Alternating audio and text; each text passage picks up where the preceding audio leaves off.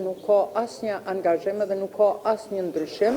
Këto vota po përsëritën, domethënë ky 57 vota të famshme të Albin Kurtit, që do të thotë kaq vota i ka edhe për qeveri, po qëllimshëm me kandidatën e propozuar për kryeparlamentare, po don ta bllokoj situatën në Kosovë. Kjo është një realitet.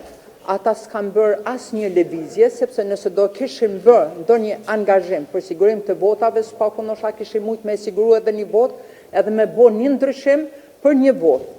Rezultati po përsëritet në vazhdimsi dhe unë po mendoj që këta qëllimshëm po e bën me kandidatën e propozuar. Duhet të ndërhyjë ndoshta edhe presidenti në bazë afatet dhe përgjegjësive kushtetuese që i ka, sepse kjo nuk mundet me shku në pafundësi kështu.